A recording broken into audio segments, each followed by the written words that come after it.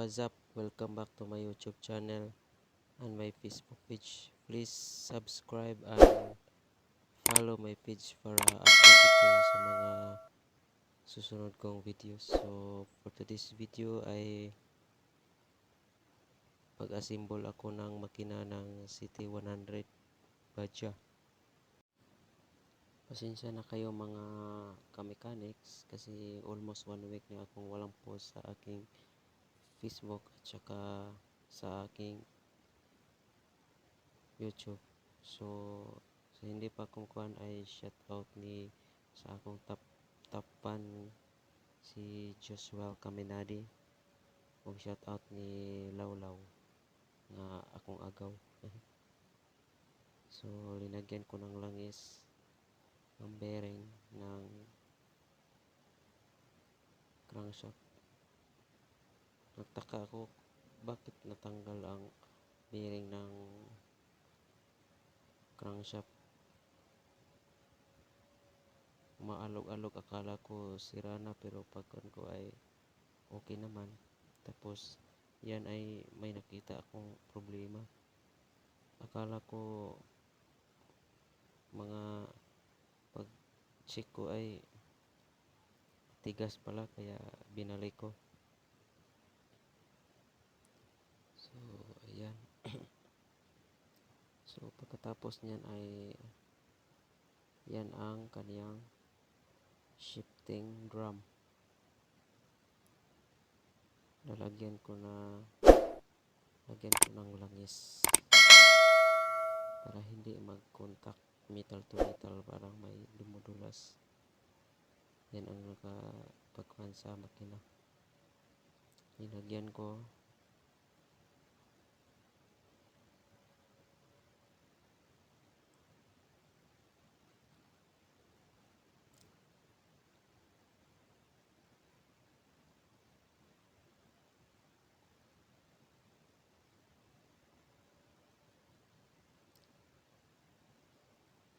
Tapos ang kanyang transmission gear.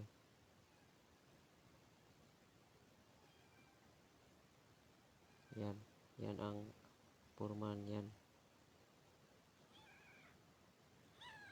Dapat sabay-sabay yan ikabit.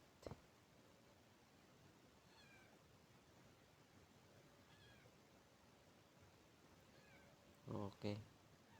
Tinisting ko. Okay na siya. So pagkatapos ang kanyang shifting fork, huwag kayo kasi pagkaiba yan ang shifting port. Yung maliit na shifting port ay yan nyo lang ilagay yan sa mga maliit na gear. Tapos yan sa kabila malaki yan ilagay sa malaking gear. Shifting fork.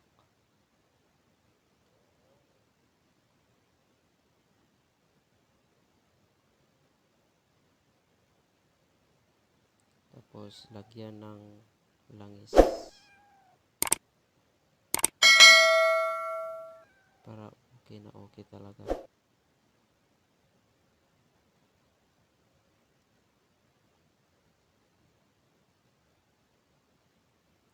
Napakadali lang talaga mag overhaul ng motor at kaya may ibang motor na may timing talaga sa loob.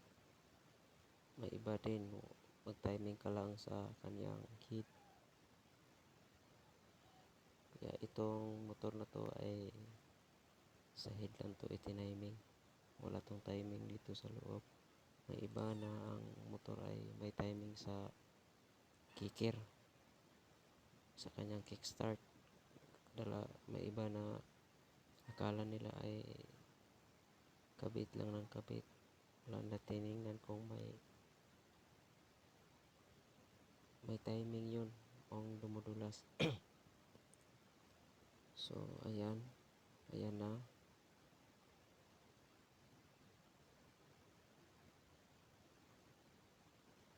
lagyan ko ulit para okay na okay siya.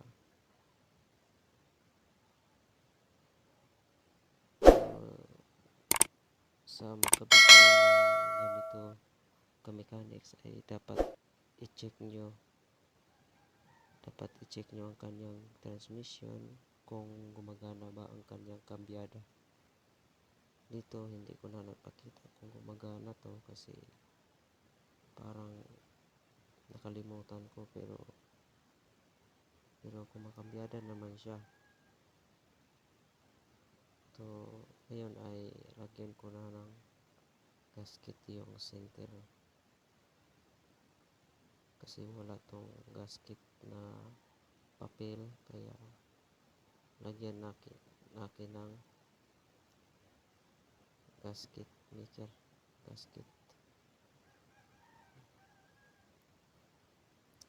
Dapat makapal ang ilagay nyo dyan kasi kung maliit lang ay baka mag-leaking ang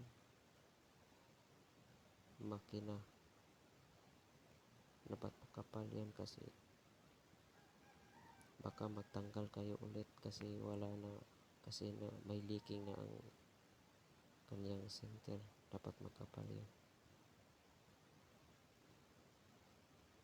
So translate ko yan, times left.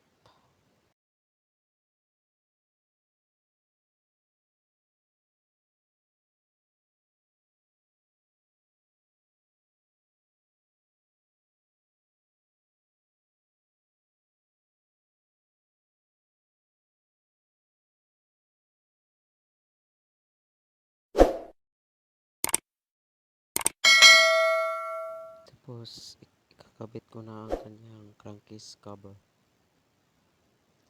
Dahan-dahan lang kasi pumapasok lang yan siya.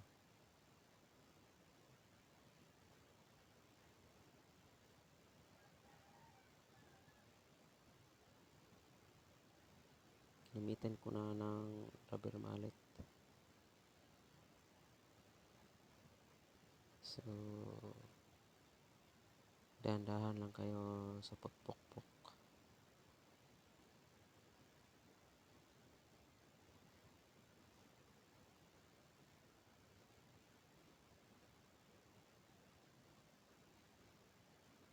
Ganyan lang dapat ka-mechanics. Dahan-dahan lang. Tapos ilagay ko na ang kanyang mga bolt.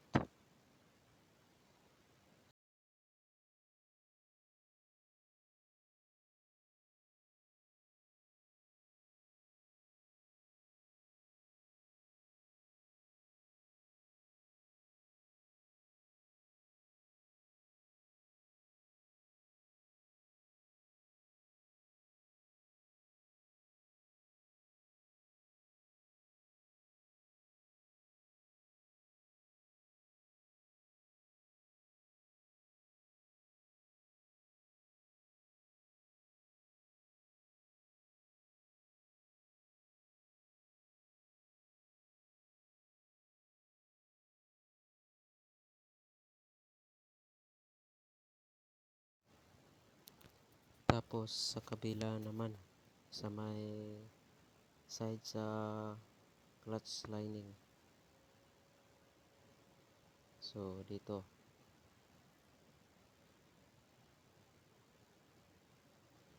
yan ay ang gawin ko niyan ay lagyan ko muna ng langis o oil. Lagyan ng mga bearing. Lagyan ko lahat yan.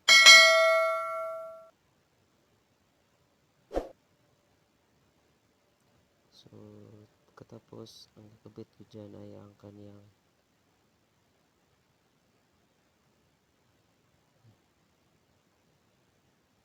stopper.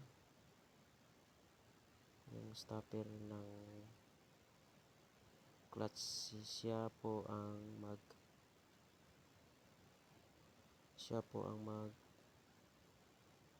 kuan sa katong may star. Siya po ang magpugong. sa may star, tapos yan ang kanyang stopper.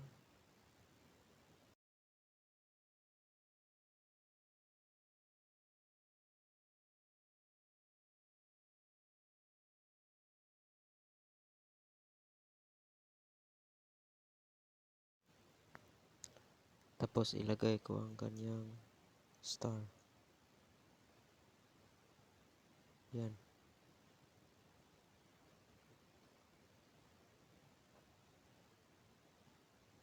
Tapos ang kanyang maliliit na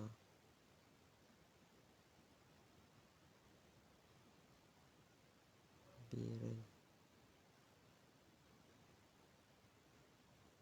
o dowel.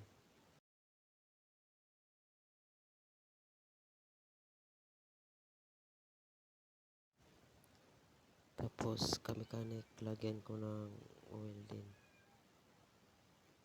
para basang-basa talaga sa loob. Tapos ikapit ko na ang kanyang bolt.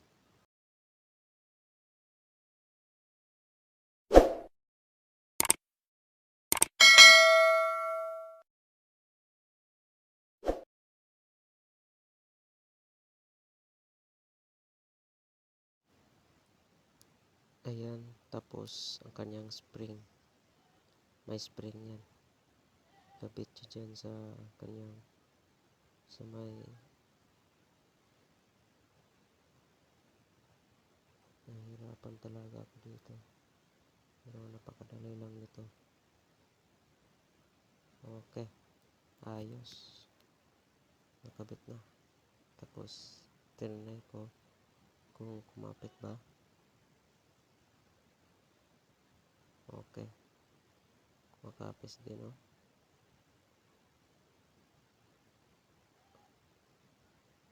Ayos, makapit siya. Tapos ang kanyang shifting gear shaft, yan po, yan, oh. Yan ang bagong pinalit.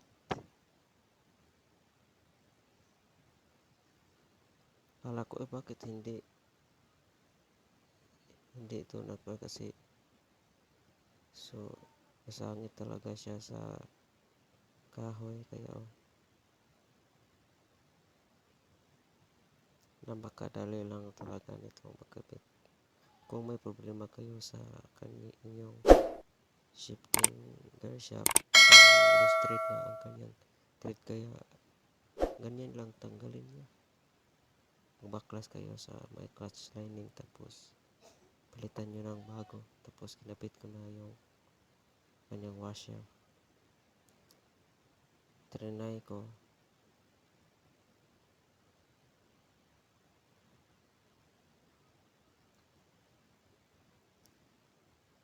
So ganyan lang. Pagkatapos ang kanyang oil pump. Nakabit ko ang kanyang oil pump.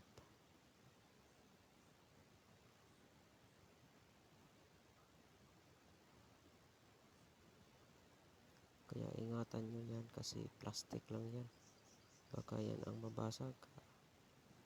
Naku po, malas talaga.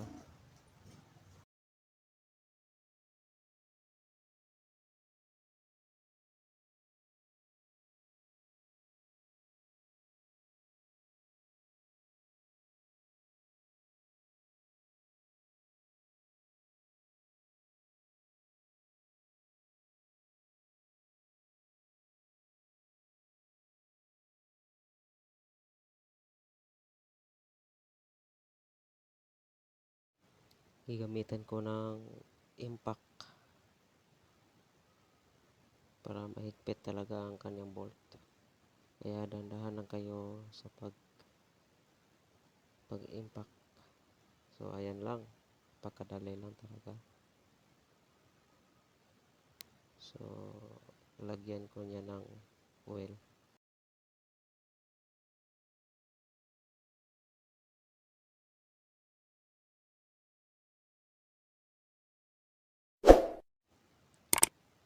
Tapos kanyang strainer, huwag niyong kalimutan niyang ilagay kasi siya ang nagsasala ng mga dumi. Baka yan ang nagsasala ng mga dumi. Kung may mga pisya na nababasag, siya talaga ang sumasala niyan para hindi magproblema ang ibang piyesa sa loob. Chinek ko ang kanyang clutch lining. So yan, pinalitan namin ng bago yan clutch lining, pero nakita ko may kunting kuwan pa, kaya pinapalitan talaga sa may-ari kasi matagal na po yung hindi na palitan, kaya pinalitan na lang ng bago kasi nakabili na din siya ng bago. Kaya ganyan lang ang pagkabit ng clutch lining. So yan lang.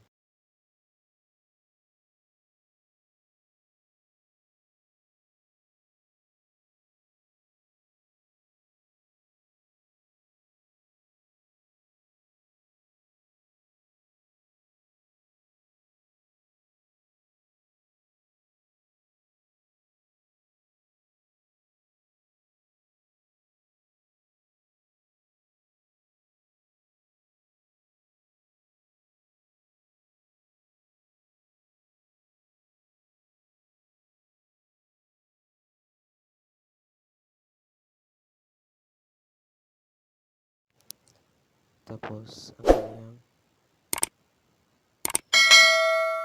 spacer,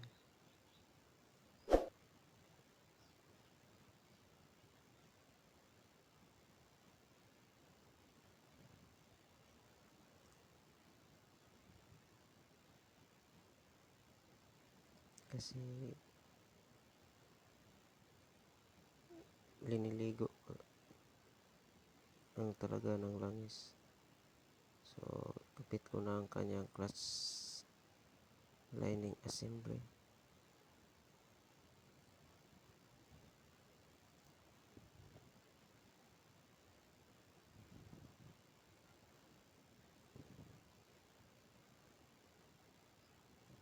Tapos ang kanyang bolt.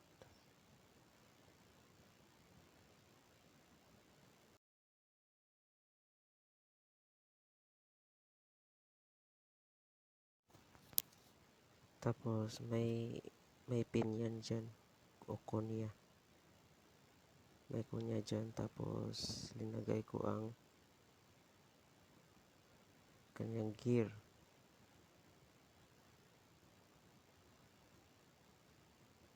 Dapat may guide yan sa kanyang gear, at dyan yun niya ang kuhan sa may pin. Tapat nyo lang sa pin niya para pumasok. Kaya nahirapan ako, kaya tinanggal ko ulit. Linagay ko muna ang kanyang gear. So dapat pagtag ng clutch lining, dapat ay may kanal yan, kaya tapos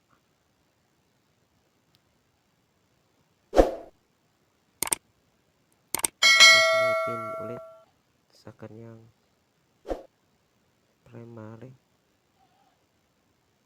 primary ata ang tawag doon sa iba.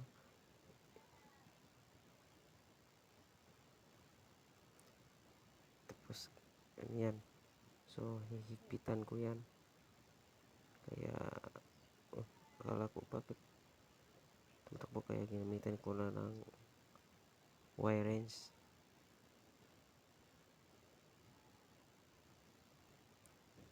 Hinigpitan ko na yan.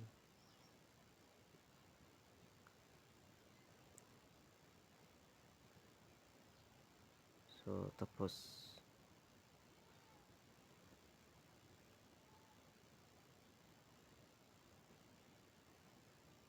kinuha ko ulit ang mga ibang piyesa. Tapos ikakabit ko na ang kanyang spring.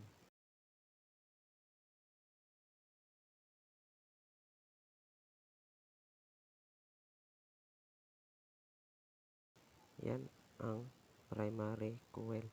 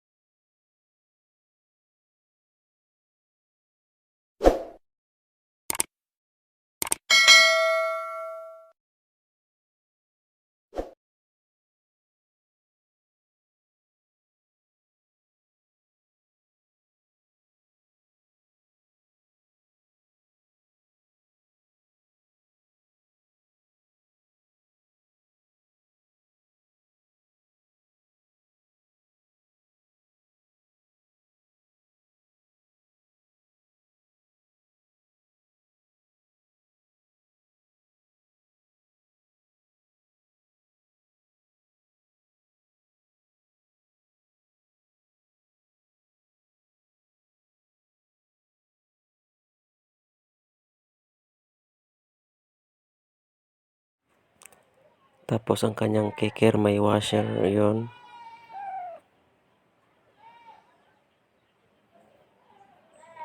Tapos kinabit ko. Tinanggal ko muna ang spring kasi medyo mahirap. Tapos yung kanyang washer ay biglang natagak. Kaya tapos binalik ko ang spring. Yan ang return spring. Mechanic.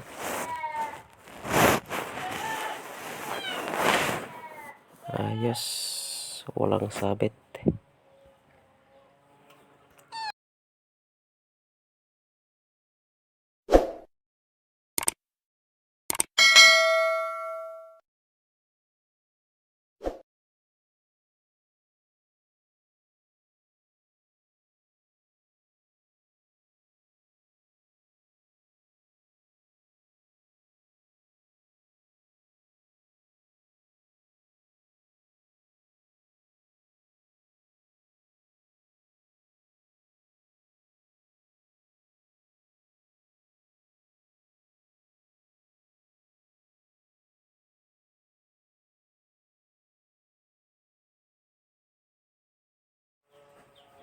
Tapos ang kanyang gasket. Overhauling gasket. Tapos tinakpan ko na sa kanyang cover. Yan lang. Napakadali lang talaga nito. Tapos linagay ko na ang bolt. Kaya magkaparehas lang talaga lahat ng bolt yan. Hindi pa kagaya sa iba na iba ay taas, ang iba ay mubo.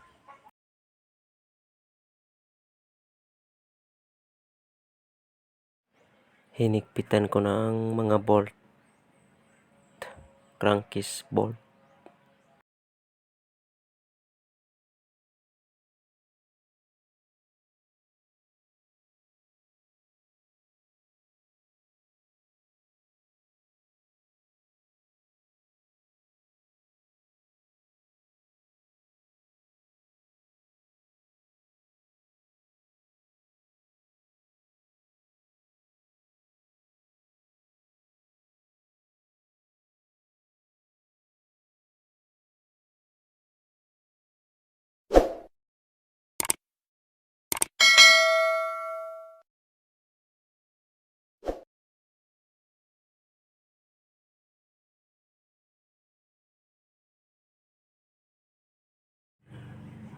Tapos sa kabila din, dito tayo na sa kabila.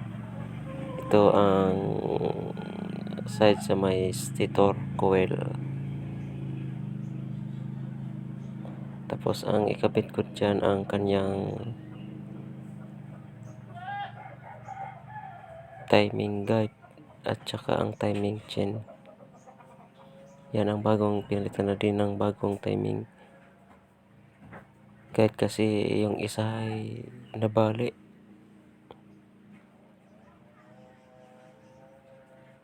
Yan ang paglagay ng timing guide.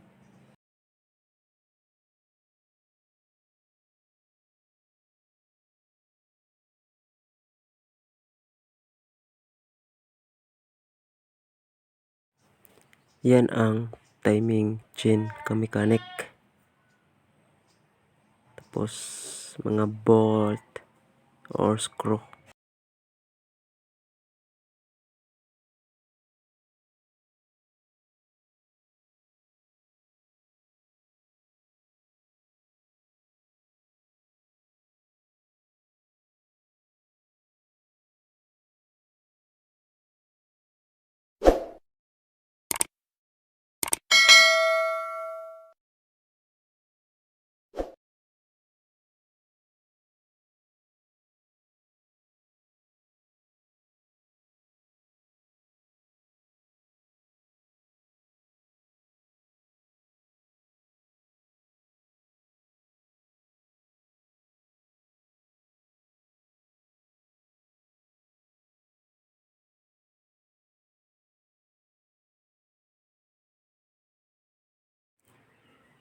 Yan ang kanyang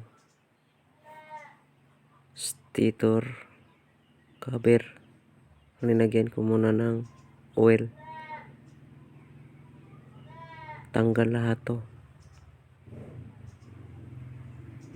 Tapos lagyan ng mga allen bolt.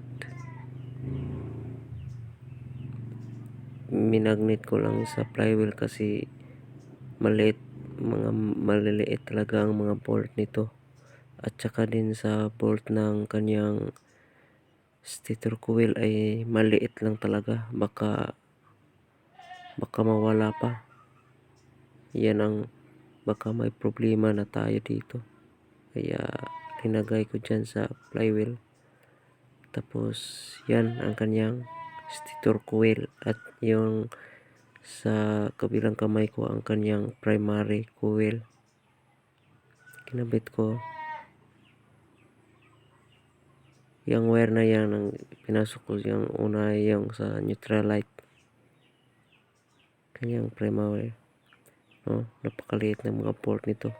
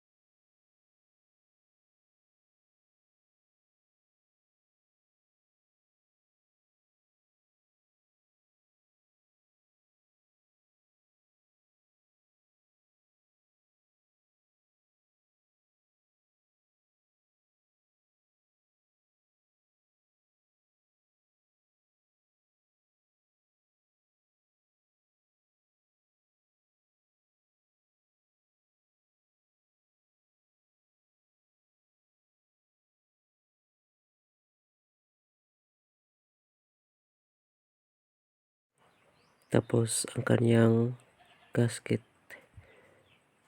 maganda talaga ang gasket ng Badja 100 kasi makapal ang kanyang papel na gasket. Sa ibang motor ay manipis lang, madali lang makisi.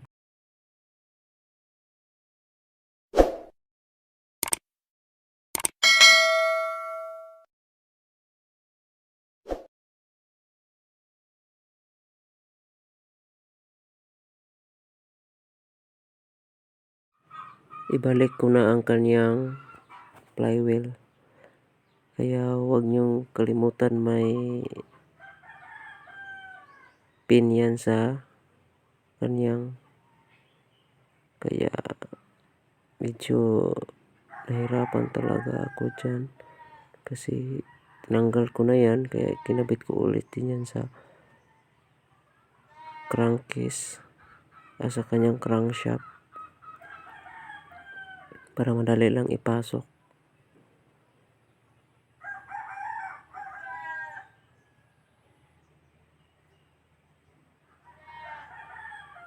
Yan, so okay, pasok na pasok talaga. Tapos ang kanyang bolt,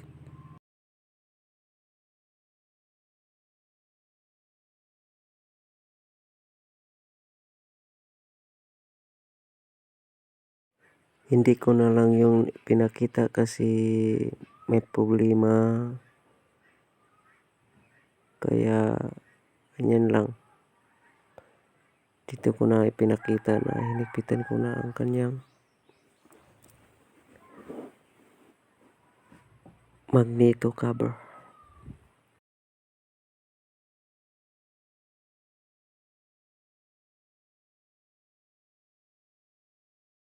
Tinesting ko kung okay ba. Okay, gumagana lang siya, ka-mechanic. So pagkatapos niyan ay ang kanyang piston, okay naman ang kanyang piston, wala namang gas. Kung magkabit kayo ng piston ay dapat hindi magkapareha ang kanyang gap sa kanyang piston ring, dapat ay magkabila. Ang isang piston ring naman ay sa kabilang, ang isa na din ay sa kabila din, sa may tapat nyo lang sa intake. Tapos ang kanyang oil spring ay dapat nakatapat sa X o nakatapat sa X house. Tapos ang kanyang i-kuha nyo sa side by side. Ayos, so nakabit ko na ang kanyang piston ring. Dito naman tayo sa engine block. Nagyan ko muna ng langis ang kanyang cylinder bore para madulas ang piston. Nagyan ko ng oil.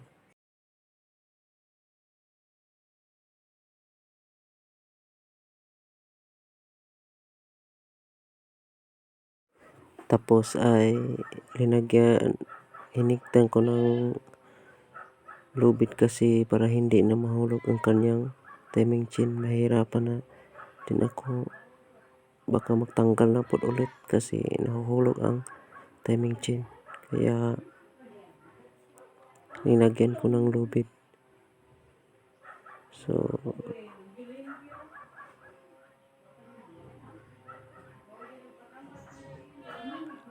yan, napasok na. So tinapdid ko.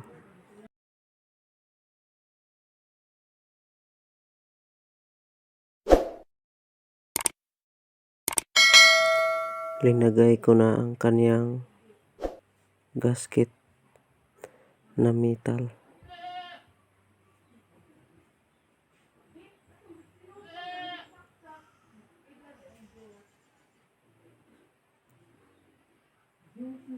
Tinupdate ko ang kanyang piston.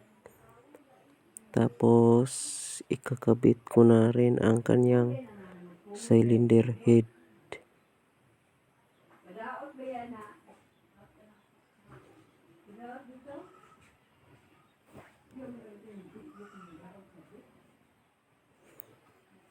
Yan, so pinasok ko na ang head.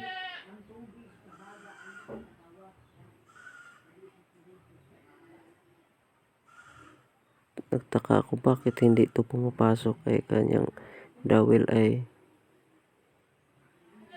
hindi na tama ng maayos, kaya pinukpok ko din ng rubber mallet ng dahan-dahan para mo pumasok ang kanyang dowel. So ayan, kinabit ko ng kanyang bolt sa may head, 4 na bolt at 2 sa gilid niyan.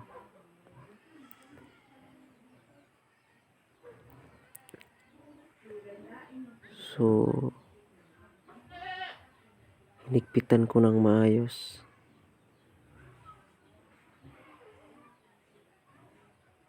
So yan ang silbi ng lubid dyan, para hindi malunod ulit ang kanyang timing chain sa ilalim. Baka magbaklas ka ng ulit.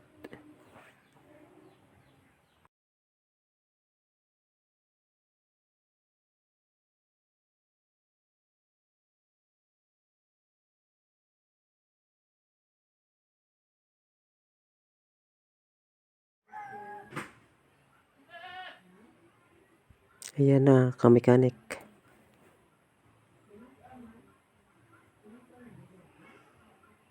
Dito ko na ito ita-timing. Dapat ay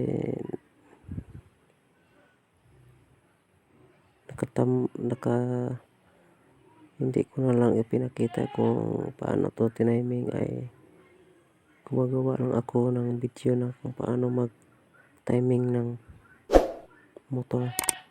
Kaya dito ay nagmamadali talaga ako kasi hapon na talaga to. Kinabit ko na din ang drain plug. So ayun lang, dito lang ako magtatapos mga kamekanik. Thank you for watching.